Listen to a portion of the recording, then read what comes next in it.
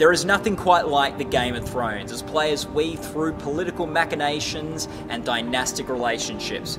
It's unforgiving and cruel, but the rewards are great. In the quest for the Iron Throne, we've seen heroes fall, alliances form, and loyalties betrayed. And across the Narrow Sea, there are 3 dragons waiting to turn this game right on its head. So on the precipice of a new season, let's have a comprehensive and candid look with stars from the series representing 4 of the houses.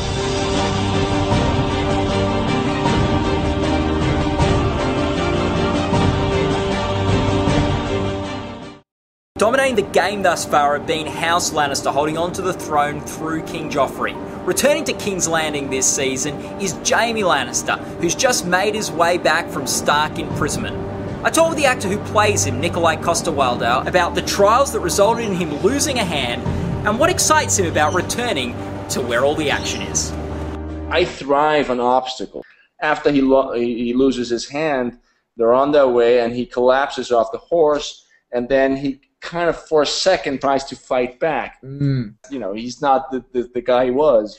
If I had to pick one thing, that would be, if I didn't know about the show, what would be the great thing to take away from Jaime Lannister? Well, that would be his hand. So it's great. But he's still a guy who pushed a little kid. No, but imagine. No, wait. Yeah, no, that's true. That's interesting. Yeah. But think about. Imagine if this movie had been about, if this show had started like a year before, and it's been about this beautiful, impossible love story between Cersei and Jaime, and be together, and finally there is a moment, and this kid that we've seen earlier, this kid Bran, who's a little horrible monster kid, everyone about this, and you're gonna lose your head, and then Jaime pushes him out the window. And he's like, oh my God, I can't believe I did that, but I'm going to save you. I do it to save. You know what I mean? It's all about when do we start the movie about these persons. But I just think, you know, you see him as a bad guy, as a good guy now, in a way. Now it's all it's not that clear-cut anymore. And to be fair, Bran, he didn't climb anymore. He was breaking his, like, yeah, he is a sneaky kid. Say that. Really? Well, I mean, you know, and listen, he didn't die. Yeah, there you go.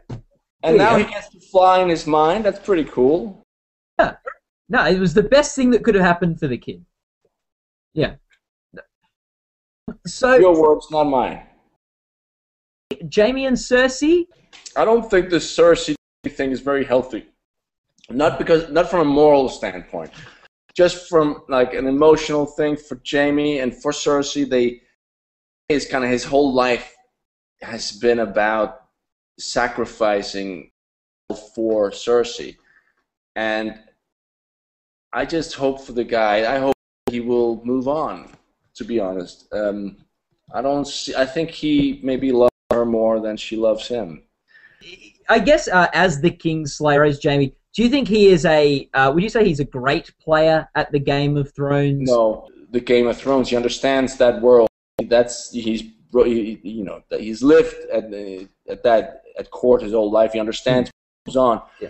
I don't think he wants to be part of it, and I think he has nothing but contempt for that world. He's a soldier, and I think, you know, many soldiers, I think, have little tolerance for politics. Newer to King's Landing is House Tyrell, with Marjorie being betrothed to series villain and Iron Throne holder Joffrey. I got a chance to speak to the actress who plays her, Natalie Dormer, about how her character plays the game and whether she's bitten off more than she can chew with the Lannisters. What do you reckon the makeup is of her sort of political strategy?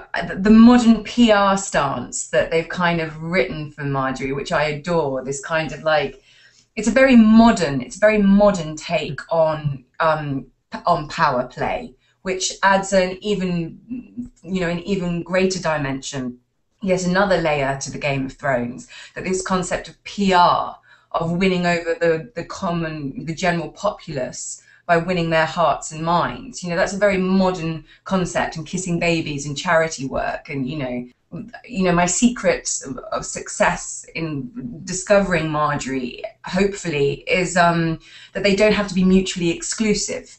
You don't, you know, a savvy politician can also be sincere about really wanting to solve like homeless or orphanage issues. I mean, why do they have to be mutually exclusive things?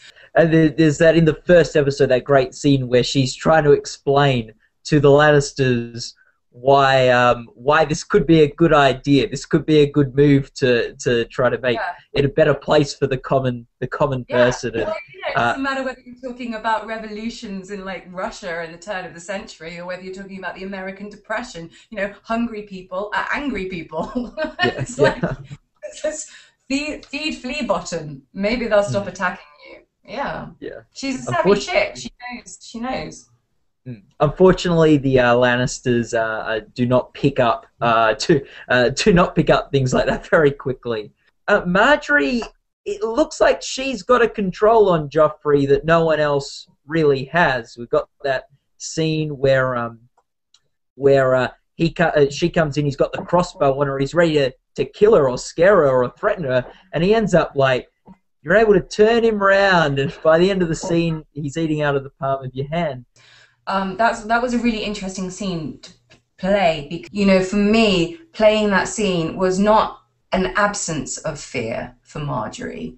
It was her overcoming her fear, and all the while the cogs going round in her brain as she's trying to work out how to control him. And there's a point in that scene where he turns and he starts to get dark and, you know, aggressive, and you see the flash of of the sadist there. And you see her, well, hopefully, you know, she's quickly trying to work out how to change tack. And she just thinks very fast. It wasn't that she isn't scared in that scene, it's that she's trying to work out psychologically what makes him work. She's a great observer of people. Does she think that she can control, possibly in the future, Joffrey? Does she think she might be able to change his psychological makeup and make him a halfway agreeable human being? Now, those are the interesting questions, you know? And it'll be interesting to see whether Marjorie has bitten off more than she could chew with Joffrey, because he's going to be a hard beast to tame or to change. She hasn't got everything in the bag, does she? No. Well, Sansa ended up being a big pawn this season in many ways. We've got Littlefinger trying to move her off. We've got you and the Tyrells trying to marry him to Loras. And I guess the Lannisters won that round, that battle. They got Sansa in the end.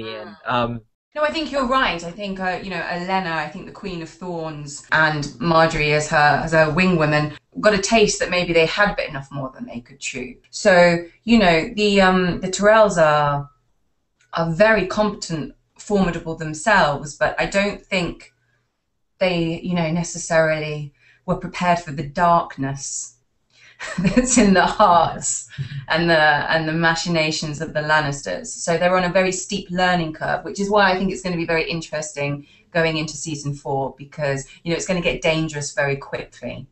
I mean, it was dangerous already, but it's going to get like fatally dangerous.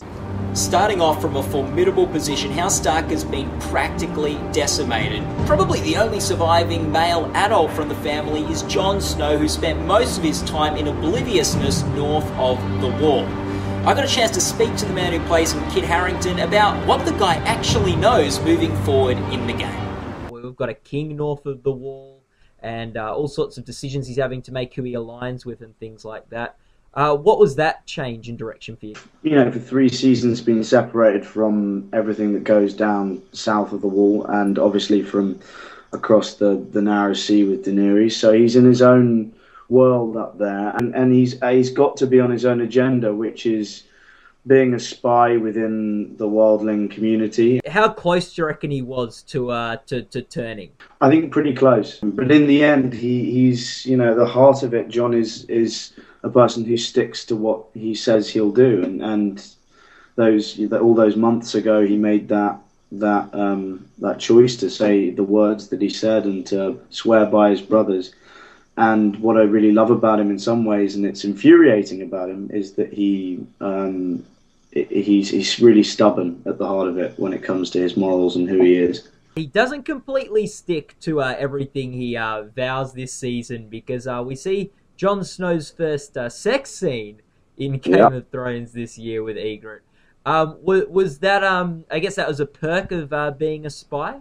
Yeah, I think he puts it down to being a perk of a spy. I don't have to see whether he tells his brothers and commanders at the wall about that, or whether he keeps it close to his chest. We'll see whether he does. And I was just wondering, how long does it take for someone to go out with Jon Snow before she can just refer to him on a first name basis? Always call him by his full name, doesn't she? Yeah. I think it's part of how she teases him. She constantly is referring him by his full name and doesn't get quite the kind of response she wants, which is for him to snap back saying, "Just call me John," because that would be too personal. If he hadn't done what he did at the end of season 3, maybe she'd have started calling him John. Who knows? Yeah, she probably won't now. No, not now. I don't think she'll call him Jon Snow anymore. I think she'll have other names for him, probably. There's so much that Jon Snow doesn't know, but all this stuff going on in King's Landing. But I guess there's also, for Jon Snow, there's so much he knows that people south of the Wall don't know. What's it like with all that knowledge but without any at the same time? He's so unaware of everything that's going down south with his family. He's seen that there's this terror coming, and he feels he has a role to play in trying to defend the humans from it. The rest of the kingdoms don't believe it's a myth. It's something that won't happen, and they just think it's the Northerners and the people at the Wall talking nonsense. I think, as we'll see in seasons to come, it becomes more and more prevalent and more dangerous, this threat from this ancient race which is awakening. Across the Narrow Sea, we have exiled Mother of Dragons Daenerys Targaryen. Her father was the Mad King, and she's been on a quest to reclaim the Iron Throne that she believes is rightfully hers. With 3 dragons and an ever-growing army of freed slaves, she's making an impressive run.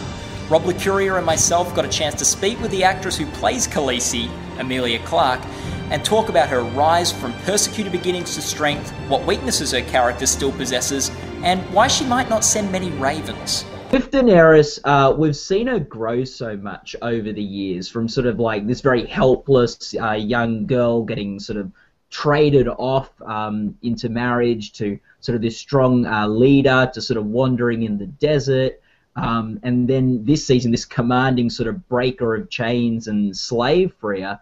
What do you think the most important thing Dany's learnt over this sort of 3-season journey on the show? I think one of the biggest things that she's learned is to trust herself, really, is to kind of, she's all she's got, and in trusting in that, she's now got a 10,000 strong army, 3 dragons, 3 advisors, and kind of she continues to trust in her own strength, and she's just going to get stronger and stronger. Your perspective on playing such a strong and empowered woman? It's an absolute dream. It genuinely is a dream to get to play a strong female character, and to get to play one where I've been with her on the journey of self-discovery in that sense, and of kind of becoming more and more powerful, not because of the men that are around her, kind of in spite of the men that are around her in a very male-dominated society. It's wonderful. It's wonderful getting to be the character that's kicking ass. It doesn't always happen for girls, so I love it. Well, you definitely are kicking ass. What would you say is Dany's big weakness? Like, what do you think her flaws are as a character? I think that she still has the residue of naivety of youth. I think that whilst she has seen a huge amount for someone her age, and whilst she's been through a huge amount and is wise beyond her years, she's also still quite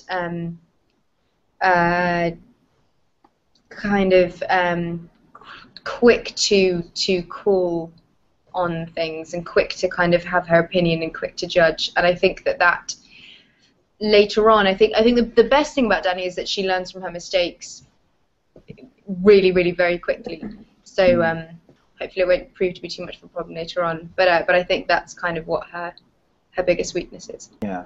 How do you feel being so separate from the rest of the show? Like, do you love being, on the other side of, in another continent, so to speak, or are you dying to get across the narrow sea? And if so, is there another actor that you would like to share some scenes with, or that you're looking forward to sharing some scenes with?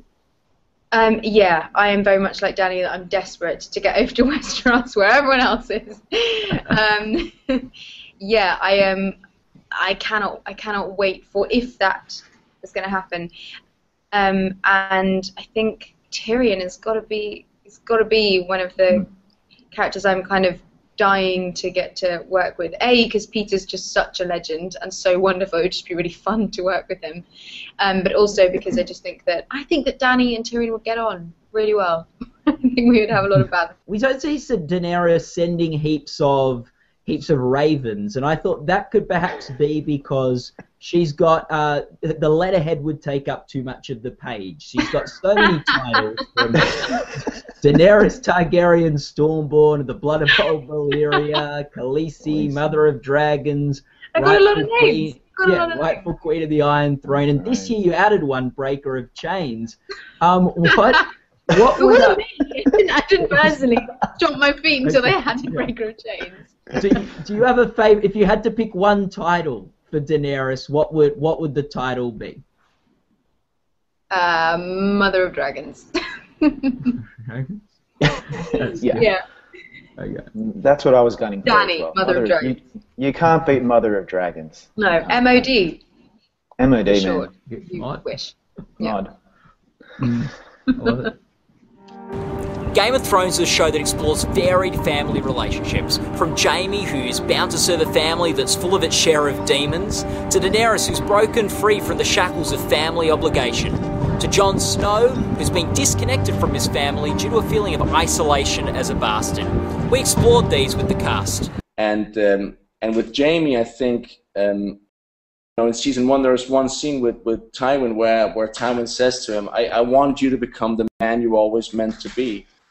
And if Jaime makes it back to King's Landing, it's going to be interesting to see if he's willing to become the man that Tywin wants him to be, and if that is the same guy that Jaime wants. And if he'll be able to stand up to his father. Who knows? But I think that whole family dynamic is interesting. Also, kids, now I say kids, they're all adults, but these kids have never had a mother. So he's the parent. And when he tells the true story about, what happened when he killed the Mad King, it's not easy because he felt he didn't have a choice. He had to do what he did, but he's also ashamed because he did break his vow. She just has the memory of her family, and yes, she was pretty integral to her brother's death, but he wasn't very nice to her, so I feel like it's okay.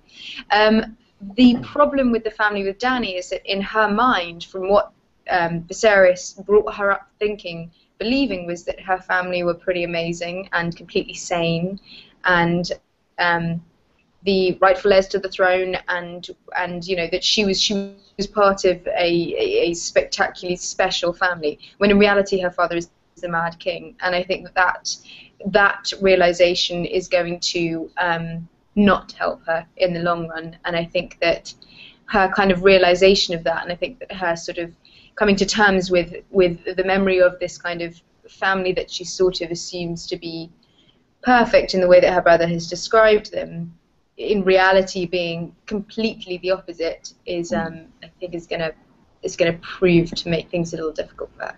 Yeah.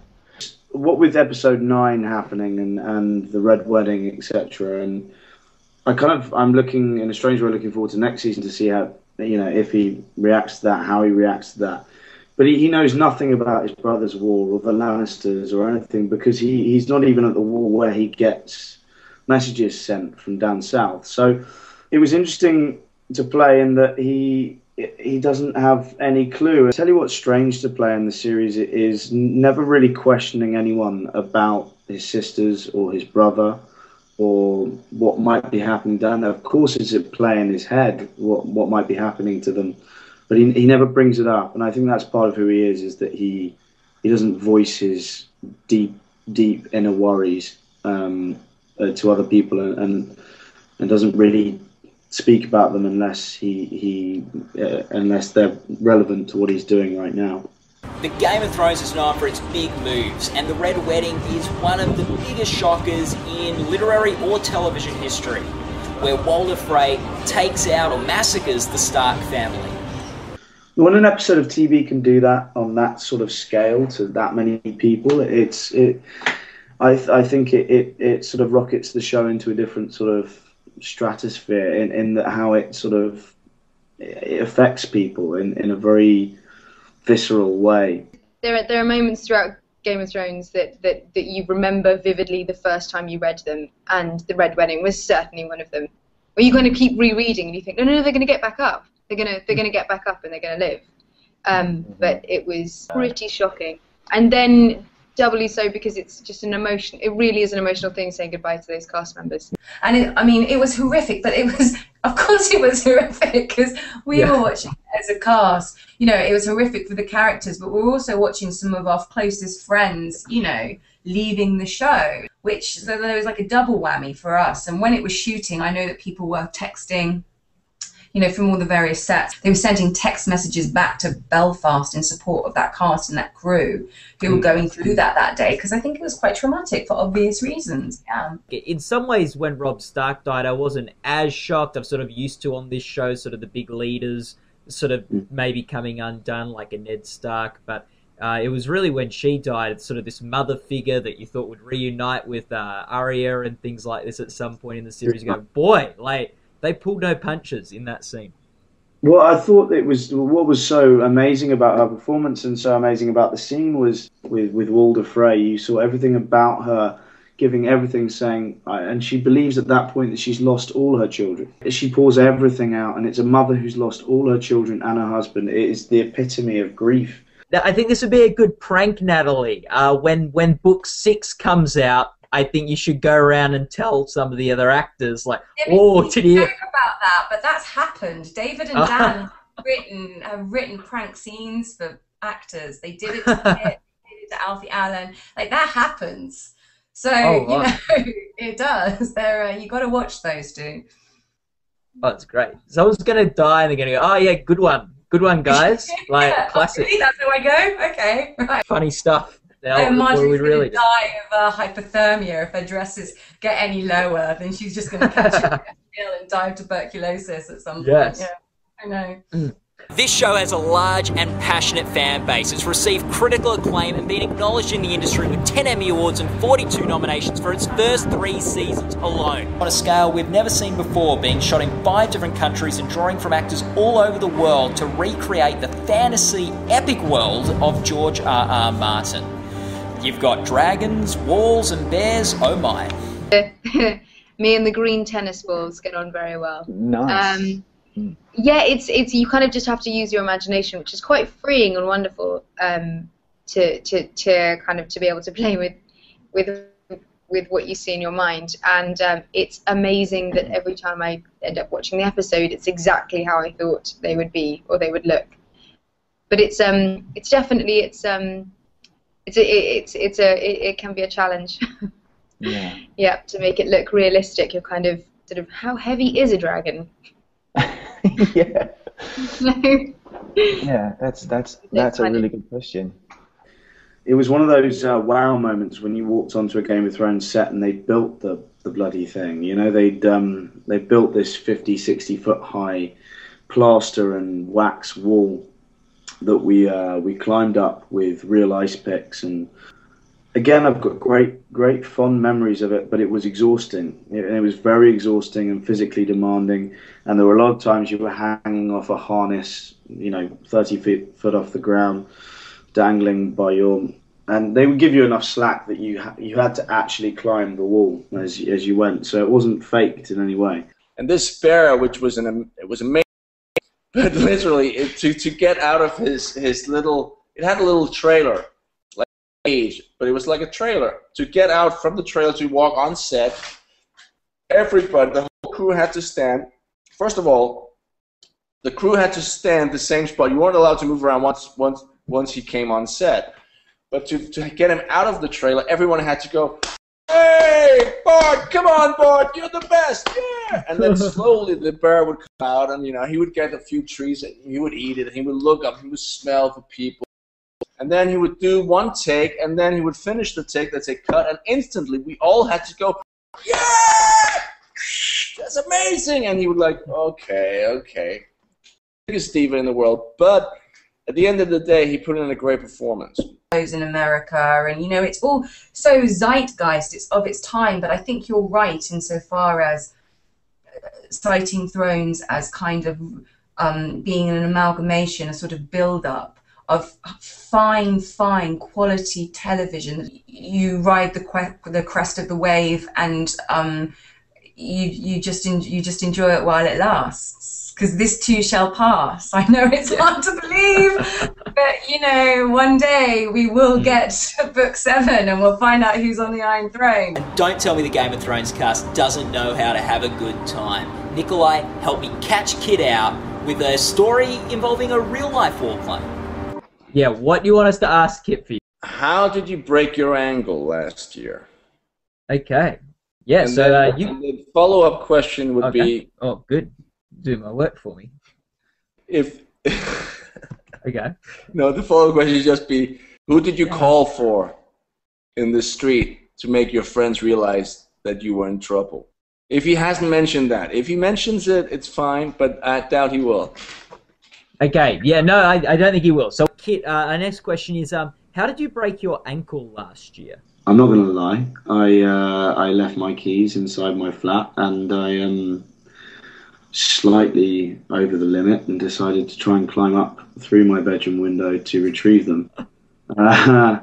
And I kind of think I probably in my slightly inebriated state thought I was Jon Snow or something at the time, and failed and fell down, and I broke my ankle, and it was one of the biggest mistakes of my life, and I don't recommend anyone. And I was very lucky that I could get back on my feet to do Thrones at the time I did. And we've got to follow up on that one. Who did you call for in the street to make your friends realize you're in trouble? Where did that question come from? I can't remember. I was screaming, and I was left on the street for a little while because I think everyone either thought I was a drunk or something. And eventually my next door neighbours came out and helped me. But I can't remember who I called for. Oh, no. Well, those two questions, Kit, come from courtesy of Nikolaj Coster-Waldau. He's a cheeky Dane, isn't he? Yeah. Yeah. All right, Nikolaj, I called for my mum. There you go, you got it.